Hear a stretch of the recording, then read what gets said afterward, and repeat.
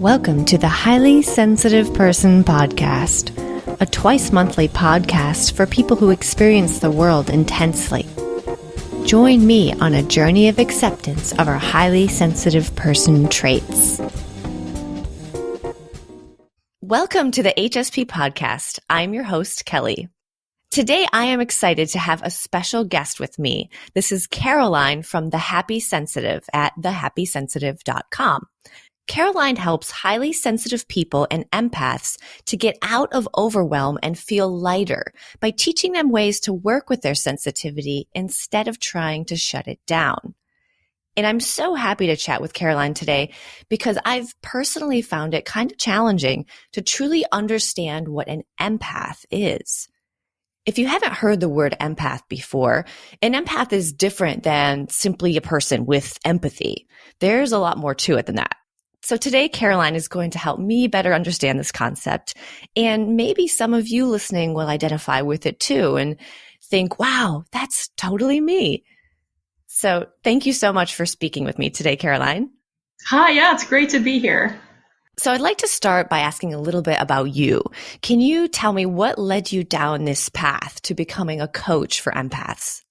Right. So I used to work as a teacher at a local university here in the Netherlands. And I had just started to learn, come across this concept of highly sensitive people and was researching it a little bit. But basically, I had no idea of what was going on with me. And I would go home at the end of the day and I would be like, my brain and my body would be filled with everybody's problems. And I didn't really understand why. And there was also this thing where I was just more aware of what other people were dealing with than most other people seem to be, right? So I was the first one who could kind of see like, oh, this colleague is coming down with the flu, or this person is not really happy about something. And then sometimes I talk to somebody else about it and they'd be like, what are you talking about? Like, they're fine. But then later, like 2 or 3 months later, something would come to light and it would show that I was right about that. So I knew I had some kind of intuition about people, but I didn't really realize like how far it went until I completely burned out in my work. I didn't even understand what that had to do with being an empath until I started to really research anything I could get my hands on to figure out how to get out of this extreme, overwhelming fatigue I was in. I was not even able to get out of bed, right? And so often gets put under the depression label, which is for a lot of people. But in my head, I was happy enough. I was like, I want to do this, I want to do that, but I literally couldn't, I just didn't have the energy to do stuff. I needed to do a lot of research, and I asked around, like, if other people in my network knew anything that could help me. And when I figured out maybe I was an empath, I was like, okay, can anybody help with that? And nobody seemed to be able to. So I had to kind of start from the ground up to figure out, well, what is an empath and what does that mean and what can I do about it? And a lot of the stuff out there was very discouraging. There were a lot of forums that say, oh, you're an empath. Well, good luck. The rest of your life is going to be shit, basically. Yeah, you're going to be overwhelmed all the time. It's hard. I was like, well, that's not good enough.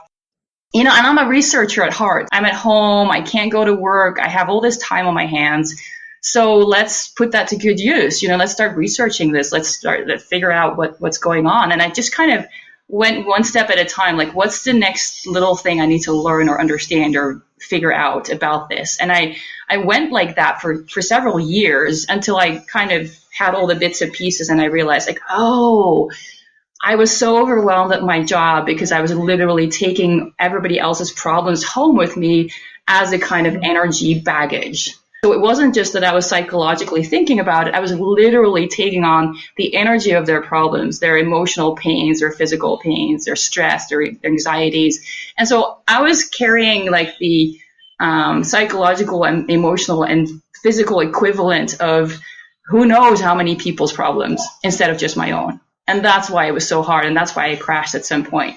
And so when I figured that out, I was like, wait, there's nobody I was able to get help from to really fix this, right? I was like, well, I don't want to go around like cleansing myself constantly or shielding, which is what a lot of people say you should do. I was like, I want to stay open. I want to be compassionate. I want to use this ability. It just, be in my body, feeling what I feel, knowing what I know without getting overwhelmed. So and I was like, I figured out a way to do that.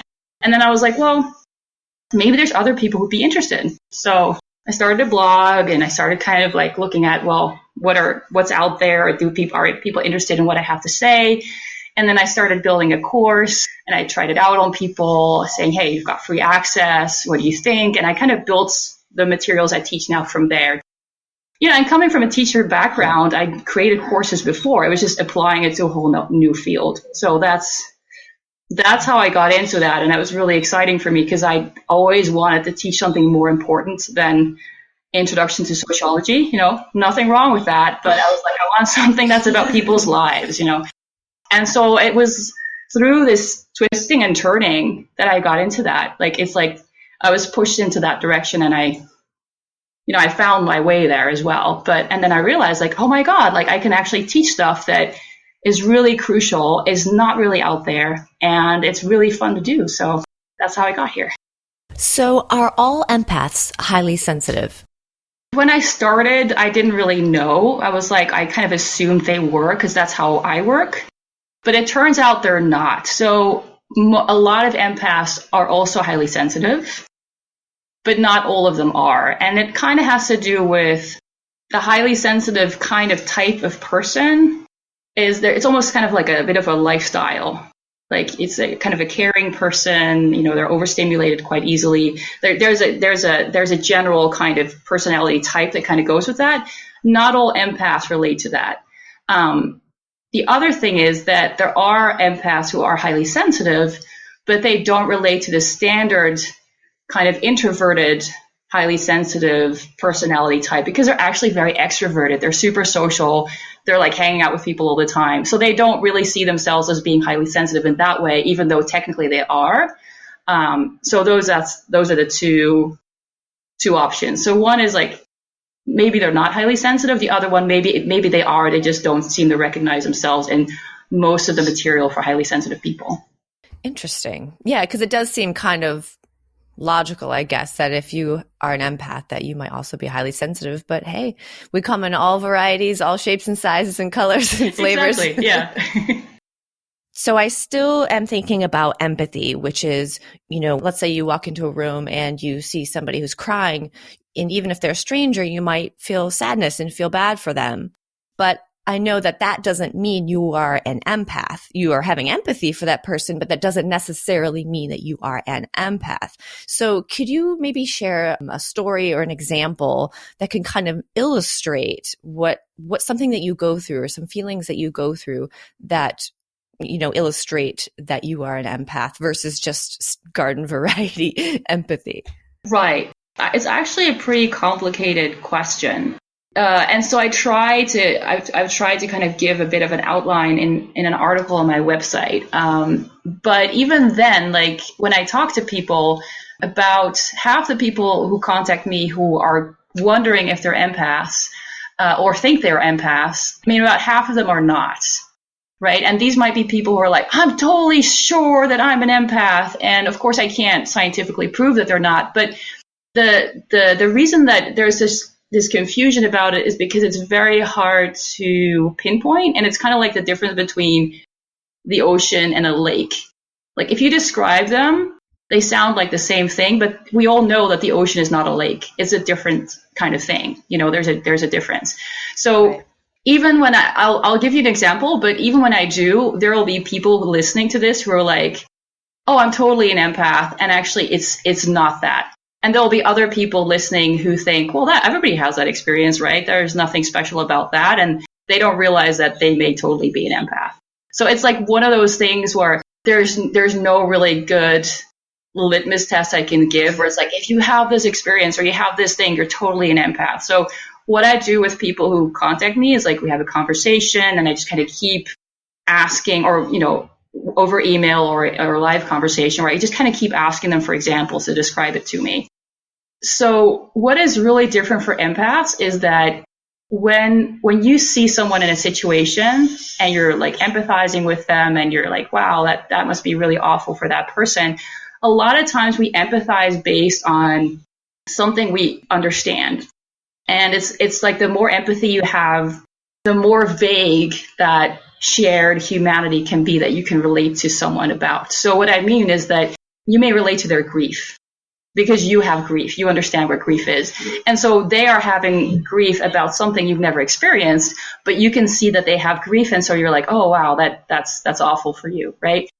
People with very little empathy only relate to you if you have exactly the same experience. So, a cat died and they had a cat who died. And so they're like, they understand. But if your dog died, they'd be like, who cares? Something like that, Right. So that's already one huge difference, right? So people who are not empaths may still go around and be like, wow, I feel bad for that person. I really, that sounds awful. And what can happen is if you have emotions inside of you that are unexamined, that you don't realize you have, that those it's like jello, let those start to vibrate along with the energy inside the other person. And so you feel it inside of your own body.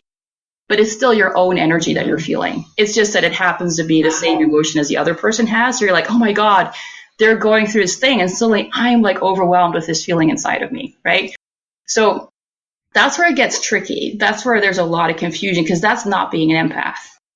Being an empath is literally when other people's energies are kind of coming into your body and you're feeling this, and there's a lot of confusion about what is going on. A good example is if you're around someone who has a lot of body shame or other kind of shame about themselves, and they're just kind of beating themselves up, but nobody would ever know. They're not saying anything. They're not doing anything. They're not demonstrating that in any way. But you get close to them and suddenly you start just having all these kind of negative feelings and ideas about, your body or something else, right? Depending on what that shame is about. And you're like, wow, I'm suddenly beating myself up about this thing. And where is it coming from? You didn't even have a conversation with this person. You're just in their proximity. And suddenly you're experiencing this wave of like, wah, wah, wah, wah against yourself, right? Mm-hmm. Empaths have experiences like that. So they're not grounded in, well, I had this conversation and they were telling me about, this kind of thing that happened. And then I suddenly felt this way. That might happen too, but those are much harder to kind of figure out. The complicated thing there is that if somebody is not in touch with their own emotions, and we all have hidden emotions, like emotions that we're not aware of that we have, then those can be triggered by things that you don't realize. And so again, it's super confusing because it's like, wait, is that my own stuff or is it actually something I'm picking up from someone else?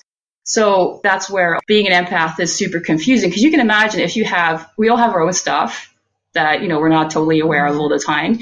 And then if on top of that, you're exposed to all this stuff from other people that's constantly kind of like coming into your space, you start feeling like you're kind of crazy maybe. You're like, why am I just having these ups and downs? And, and you start trying to figure it out intellectually, and you start attaching stories. You're like, oh, I'm so sad all of a sudden. Maybe I was affected by this thing more than I thought. And you start, obsessing about it. And actually, it maybe had nothing to do with you. It was just this grief that was present in the space or with that other person. There's a randomness to the empath experience that is not present with people who are not empaths. It's very, very difficult for someone who is not an empath to understand. And so when I'm talking to someone who's not an empath and they think they're an empath, it usually ends up with them just saying, I'm just totally confused. I don't understand how I can't be an empath. And I'm like, I can't explain it to you. It's just like when you are that, you understand the difference, and there's lots of indicators, but it's a totally different kind of space to be in. I think that's part of why I really wanted to talk to you.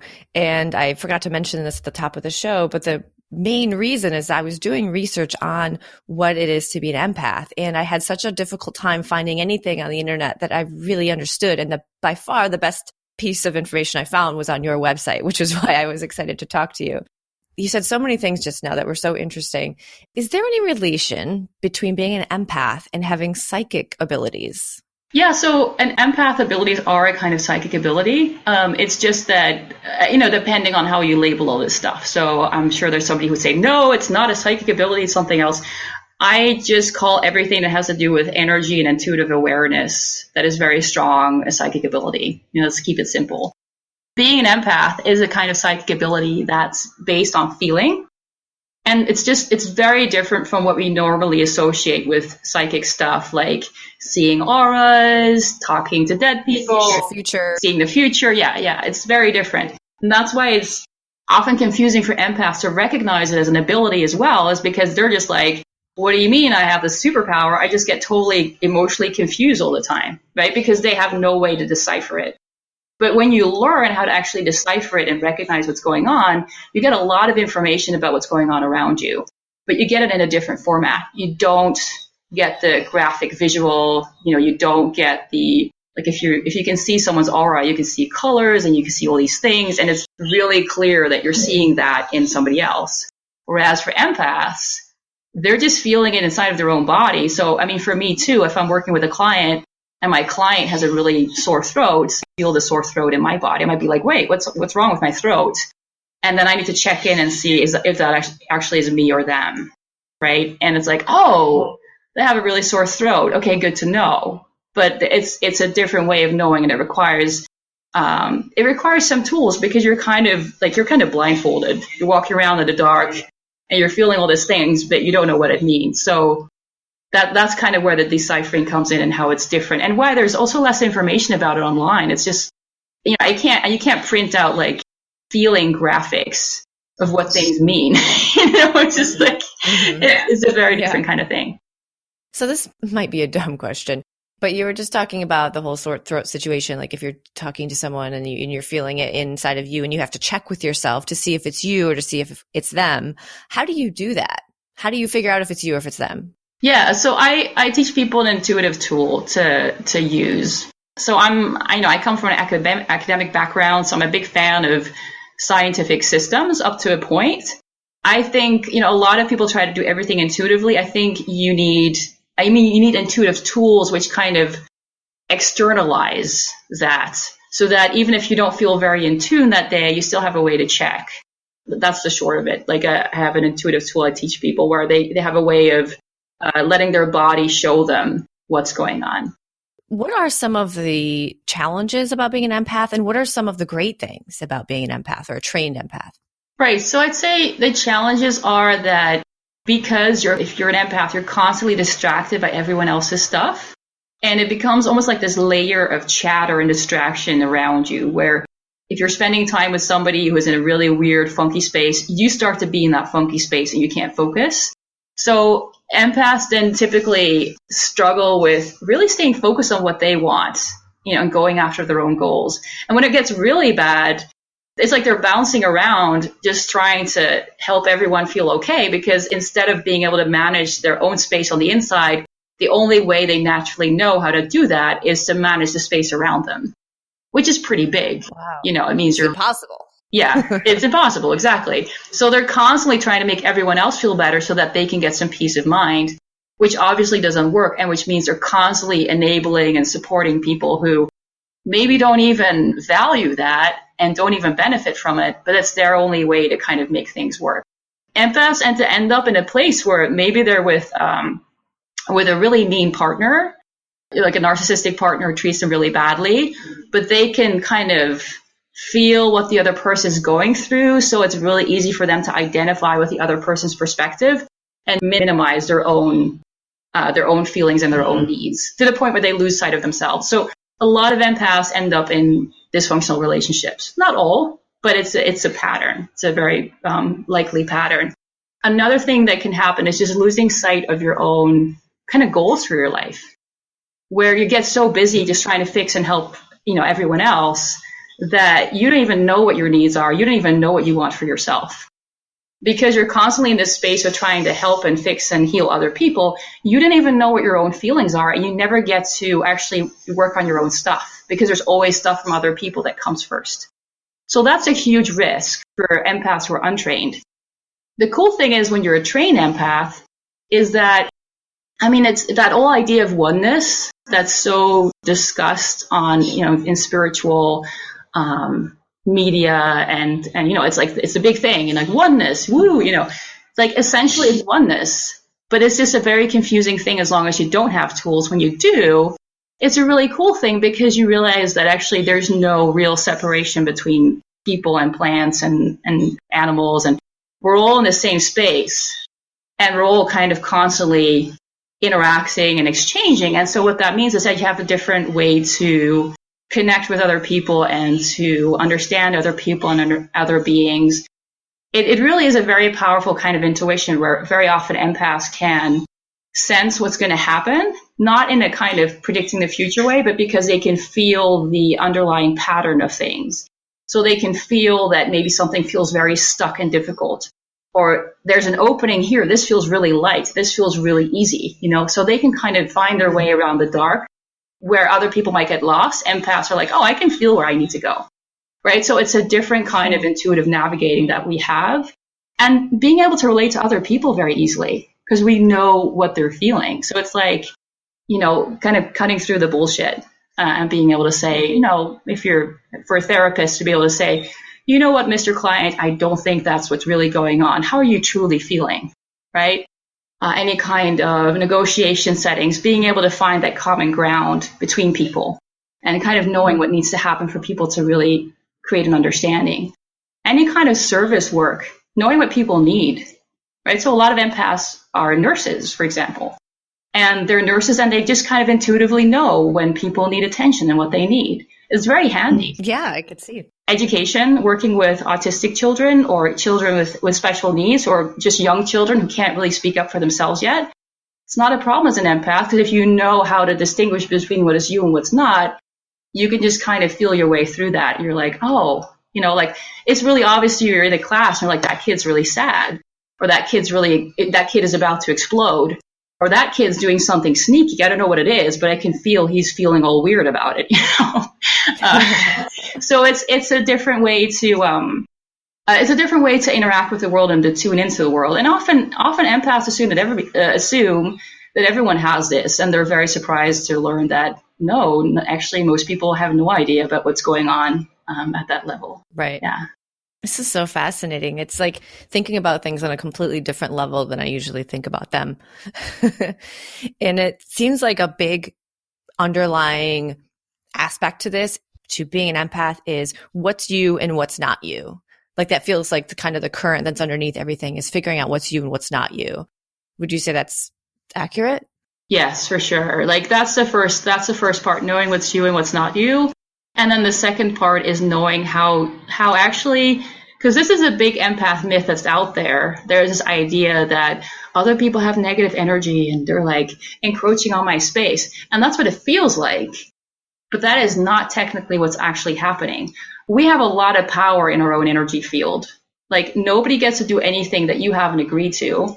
The only problem is that we have so many old agreements that we forgot about that we have all these open doors everywhere. It's like, hey, come right in, grab a beer, sleep on my couch, whatever, And then we're like, what's this person doing in my house? Like, they're so antisocial, get them out of here.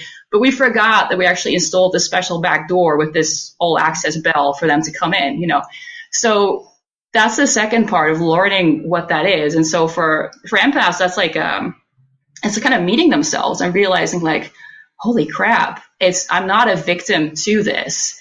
I somehow deep inside of me have this place where I think I need to do this for other people. I need to let them in. I need to fix them. And typically, a lot of empaths are in this place where psychologically, rationally, they don't believe they have to save the world. Of course not. They're normal, healthy people. Of course they don't believe that. But on a subconscious energy level, something totally different is going on. Right? And so like learning to bridge that gap and learning how to access that and accepting that, like, yes, I know you're absolutely normal. You're trying to do normal things. You would never actually consciously consider that you're going to save the planet with your own energy healing. But let's look at what's actually happening on a subconscious level, deep inside of you, and let's actually see why that's going on and how to change that. Because otherwise, you're just kind of fighting these huge energy waves all the time, and you're never going to win. You're the tip of the iceberg, and you're trying to fight the iceberg underwater. It's just never going to work. So kind of accepting that and being like, oh my God, there's a huge part of me that's underwater. I need to learn how to access that so that I can really heal my own stuff at the roots, so that I stop energetically absorbing all the pains and the problems from other people. Wow. Has there ever been a time when you've been able to feel an energy from someone else and you were able to figure out something about that person that they didn't even know yet? Oh, yeah. Yeah, that happens a lot. And you were able to tell them about it, or? Yeah, but typically if you as an empath feel something about someone else that they're not aware of, like Mm-hmm. people don't want you to say that. Wow. Right. So when I'm working with Yeah. clients, what happens is often like at the beginning of kind of a program where we're going to work together for a while, there might be things that I feel that they're dealing with that I know are not going to come up until maybe 6 months in or something. And that's something I learned through experience, because the old me used to be like, oh my God, I'm feeling it. I have to share this with people. And you just get shot down, because if somebody else doesn't recognize it, who are you to go to be all like, oh, I know what you're feeling? I mean, that's very presumptuous. Right. It doesn't really help. It really doesn't really help. So I think the thing with empaths where we can really be of service is when people are ready to own something and to deal with something, they don't feel weird talking to us about it, because we can already feel it anyway. So they'll be like, there's this weird thing. And we'll be like, oh yeah, I knew that, or I understand that, or it's like, yeah. So it creates a space for more kind of open sharing, but we have to be very mindful. And also, right, so like I said in the beginning, like some people think they're empaths and actually they're not. And so they may go around and kind of project their own hidden emotions on other people. And they might go around and say like, oh, you're so sad. And you're like, no, I'm not. And you're right, because they are actually sad themselves, but they don't realize that. So they see it all around them. So again, this is like a super complicated topic. Like as an empath, you have to really, really get to a point where you have tools to test what's going on, because like for me too, I teach this stuff, but I have to use my own testing tools, because whatever my brain thinks is going on is often not what's going on. Yeah. So often what our brain is telling us isn't true. And sometimes it's difficult to get to that place where you realize not everything that your brain is saying to you is true or real or should even be taken that strongly. You are not your thoughts type thing.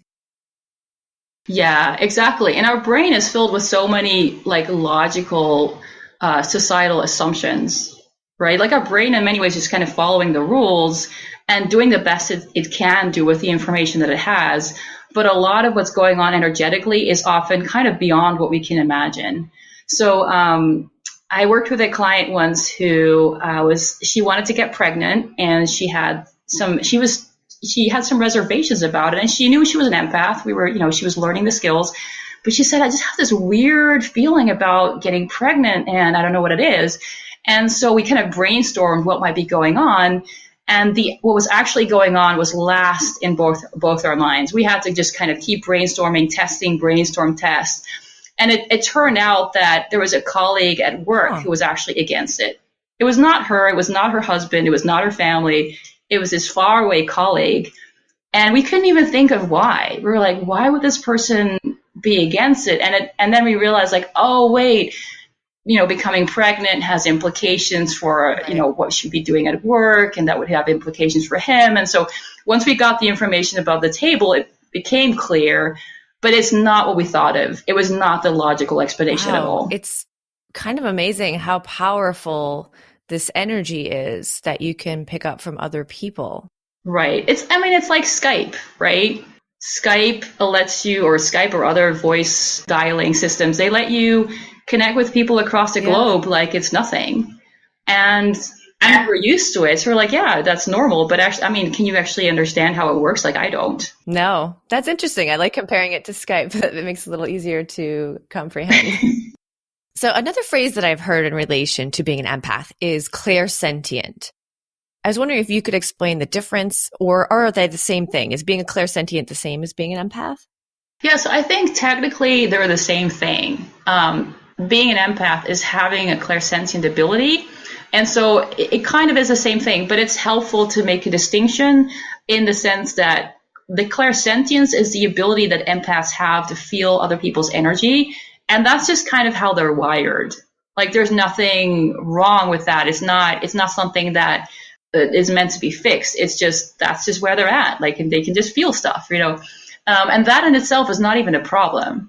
What is helpful about the empath model is like there's a lot of information online about empath suffering, which kind of highlights the problems you can have if you are clair-sentient, But somewhere along the line, you learn to kind of be codependent with it, where you're like, my needs don't matter. It's about saving and helping other people. I have to carry the weight of the world and deal with other people's crap. And then it becomes a problem. So it is helpful to distinguish them, because when you learn how to be a trained empath, you learn how to undo that kind of dysfunctional psychological wiring. And I call it psychological, but it goes deeper. It goes into our cells. It's like, I don't know if that's biologically accurate, but it goes all the way down into our fight or flight system. This is really deep stuff. It's not about saying to yourself, I'm okay, I'm not taking on anyone's energy. Like that doesn't work. But, when those mechanisms that are making you on some deep level feel responsible for other people's stuff, when those start to, one at a time get healed, you become more and more just plain clair-sentient, where it's like, like you can feel that somebody's sad, but it doesn't mean you then get triggered to do all this stuff, either actively or energetically. You're like, they're sad, they're over there, I can feel it, that's it. Mm-hmm. It's not a big deal. Kind of like, there's a chair over there and it's red, not a big deal, I don't have to go and paint over it, So it becomes this very kind of objective ability, which is often really hard for empaths to even imagine, because it feels so overwhelming when you're just kind of in everybody's energy and you don't even know what it feels like to just be you. We're in a society where our brains and our mental faculties are so overvalued. And I come from an academic background. I know about this, I understand this, and up to a point it's really good. But what happens is that the emotional reality of our lives is treated like something ill. Kind of like, your rational thoughts are all good and healthy, but your emotions are just kind of a problem. And even in spirit, like especially actually in a lot of spiritual materials and courses and teachers, there's this talking about like negative emotions and negative energy and the idea of, it being kind of brain to body. Like you have a thought, the thought makes you feel something, and the feelings make you do something that direction.